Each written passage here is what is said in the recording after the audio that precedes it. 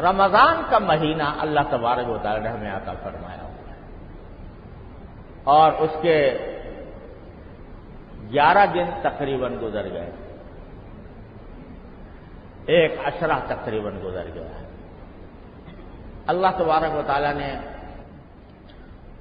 اس مہینے کو جو امتیازات عطا فرمائے، جن خصوصیتوں سے نوازا، جو ان کے فضائل ہیں، اکثر و بیشتر مسلمانوں کو معلوم ہوتا ہے، لیکن میں اس کے اس وقت ایک پہلو کی طرف آپ حضرات کی توجہ مبذول کرانا چاہتا ہوں۔ وہ یہ ہے کہ رسول کریم سرورت عالم صلی اللہ علیہ وسلم نے ایک مرتبہ رمضان آنے سے ایک دن پہلے ایک خطبہ دیا اور ان الفاظ سے وہ شروع ہوا تھا کہ انہ قد اظل علیکم شہر مبارک، شہر عظیم، شہر مبارک، تم پر سایہ ڈالنے والا ہے ایک ایسا مہینہ جو بڑی عظمت والا ہے، بڑی برکت والا ہے۔ پھر اس کے فضائل بیان کیے تھے، سارا خلاصہ اسے ایک خطبے میں آپ نے بیان کر دیا تھا کہ کس طرح روزے کی فضیلت ہے، کس طرح تراویح کی فضیلت ہے، کس طرح اس میں عبادتوں کی فضیلت ہے، ساری تفصیل بیان کروائی۔ لیکن میں اس میں ایک جملہ ہے جو تھوڑا سا آپ کو جس کی طرف توجہ دلانا چاہتا ہوں کہ آپ نے جب یہ فرمایا کہ بھئی اس مہینے کے اندر اللہ نے روزے فرض کیے ہیں، ان اللہ فرض علیکم صیامہ، اللہ تعالیٰ نے اس مہینے کے اندر روزے فرض کیے ہیں، اور وَسَنَنْتُ لَكُمْ قِيَامَهُ، اور میں نے رات کے وقت میں کھڑے ہو کر اللہ کی بارگاہ میں تراویح پڑھنے کو میں نے سنت قرار دی، یہ میری سنت ہے۔ تو دو اہم چیزیں آپ نے بیان فرمائی تھیں، ایک روزہ، ایک تراویح۔ جب یہ سارے فضائل بیان کر چکے آپ، آخر میں خلاصہ نکالا، خلاصہ یہ نکالا کہ ہوا شہر الصبر و شہر المواسات، یعنی یہ مہینہ صبر کا مہینہ ہے اور ایک دوسرے کی ہمدردی اور غمخواری کا مہینہ۔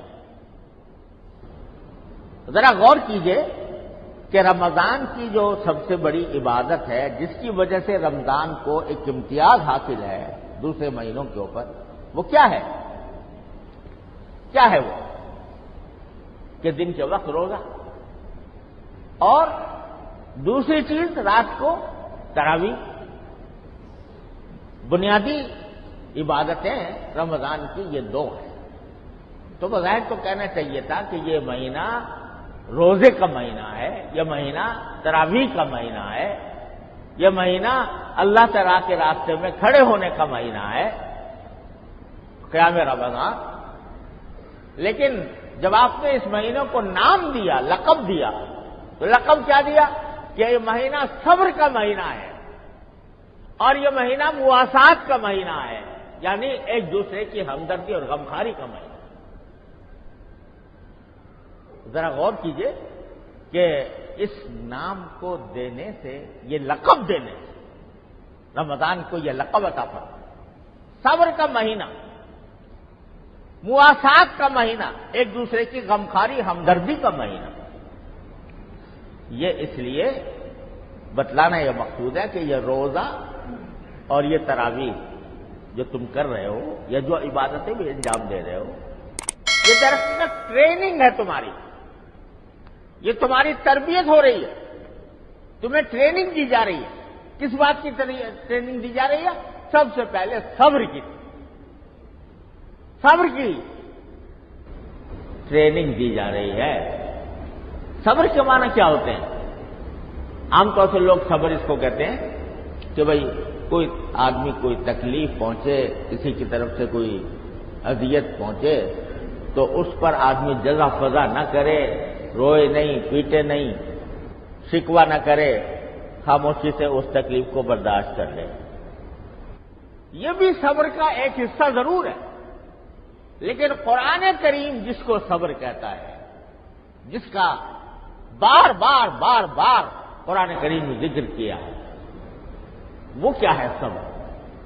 وہ صبر یہ ہے کہ ایک انسان کی دل میں ایک خواہش پیدا ہو رہی ہے، انسان کے دل میں ایک خواہش پیدا ہو رہی ہے، اور وہ خواہش جو پیدا ہو رہی ہے وہ اللہ تبارک و تعالی کی مرضی کے خلاف ہے۔ کوئی گناہ کرنے کا تقاضا دل میں پیدا ہو رہا ہے، داعیہ پیدا ہو رہا ہے، خواہش پیدا ہو رہی ہے، اس داعیے اور خواہش کو زبردستی کچل کر انسان اللہ تبارک و تعالی کے حکم کی اطاعت کرے۔ دل مچل رہا ہے کہ میں اس آنکھ سے ایک لذت والا نظارہ دیکھوں، یہ خواہش دل میں پیدا ہو رہی ہے۔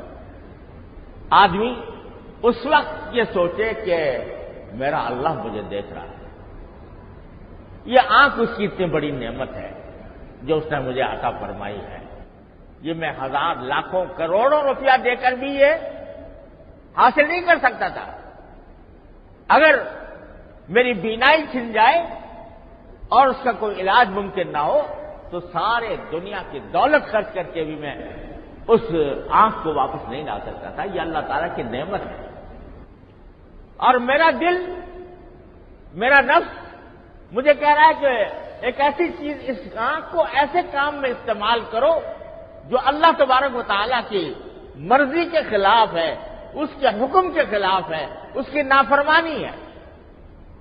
تو آدمی یہ سوچے کہ اللہ تبارک و تعالیٰ کی دی ہوئی اتنی بڑی نعمت کو میں اللہ کی نافرمانی میں استعمال کروں، یہ سوچ کر اپنے اس دل کے تقاضے کو اور اس دل کی خواہش کو کچل نہیں پڑے گی، یہ آنکھ غلط جگہ پر نہیں پڑے گی۔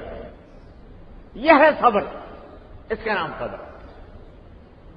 کسی گناہ کا تقاضا پیدا ہو رہا ہے اور کسی گناہ کا، ایک شخص آیا ہے، میں سرکاری ملازم ہوں، اس کا کام کرنے کے لیے لاکھوں کروڑوں کا کام ہے، میں اس سے رشوت لے سکتا ہوں۔ دل کہتا ہے کہ میں اس کا کروڑوں کا فائدہ کر رہا ہوں، کروڑوں کا کام کر رہا ہوں، اس سے کہوں کہ کم از کم لاکھ دو لاکھ تو دے مجھے رشوت کے طور پر۔ یہ تقاضا دل میں پیدا ہوتا ہے۔ اب آدمی یہ سوچے کہ اس وقت یہ سوچے کہ یہ رشوت کے پیسے جو میں لے کر آ رہا ہوں اگر لوں گا اور ان کو اپنے استعمال، اگر رمضان ہے رشوت کے پیسے لوں گا تو اللہ کے لیے روزہ رکھا سارے دن اور افطار کیا حرام سے، افطار کیا حرام مال سے، تو یہ کیسا روزہ ہوا؟ اور جو میں رشوت کے پیسے لے رہا ہوں ناجائز، حرام، اللہ تعالیٰ کی مرضی کے خلاف، اس کی نافرمانی، تو یہ رشوت کے پیسے لے کر میں اپنے گھر میں ایک تباہی کا سامان لے کے آ رہا ہوں۔ یہ اللہ تعالیٰ ایسے پیسے میں برکت نہیں دیتا، دیکھنے میں گنتی بڑھتی چلی جاتی ہے، گنتی کے دیکھنے میں بیلنس بڑھتا چلا جاتا ہے، آدمی گھر بھی بنا لیتا ہے، کاریں بھی خرید لیتا ہے، اپنے گھر میں اعلیٰ درجے کا فرنیچر بھی لے آتا ہے، لیکن اس سامان راحت کی راحت اس کو نصیب نہیں ہوتی، اور آخرت میں عذاب الگ ہے۔ تو اس وجہ سے یہ سوچ کر آدمی اپنے اس تقاضے کو دبا لے، یہ ہے صبر۔ اور یہ ہے جس کو قرآن کریم نے کہا انما یوفی الصابرون اجرہم بغیر حساب، اور چیزوں کا ثواب بتا دیا گیا ہے، صدقے کا ثواب اتنا ہے 700 گنا، اور جو قرآن کریم کی تلاوت کرتے ہو تو اس کا ثواب اتنا ہے کہ ایک حرف کے اوپر 10 نیکیاں لکھی جا رہی ہیں۔ سب چیزوں کے بارے میں بتا دیا۔ روزے دار کے لیے بتایا کہ روزے دار کے لیے اللہ تعالیٰ خصوصی دروازہ، یعنی وہ شخص کہ جس کو روزے رکھنے کا ذوق ہو، علاوہ رمضان کے اور دنوں میں بھی نفلی روزے رکھتا ہو اس کے لیے خاص دروازہ بنایا جائے گا جس کا نام ہے ریان، اور اس ریان کے دروازے میں اس کو داخل کیا جائے گا۔ تو مختلف قسم کی عبادتوں پر، مختلف قسم کے عمل پر اللہ تبارک و تعالیٰ نے اجر بتایا ہے، صبر کا اجر نہیں بتایا۔ کیا کہا کہ صبر کرنے والوں کو اللہ تبارک و تعالیٰ ان کا اجر بے حساب دے گا، کوئی گنتی نہیں، کوئی حساب نہیں، کوئی پیمانہ نہیں، اتنا صبر دے گا۔ یہ کیوں؟ اس لیے کہ بندے نے اپنی نفسانی خواہشات کو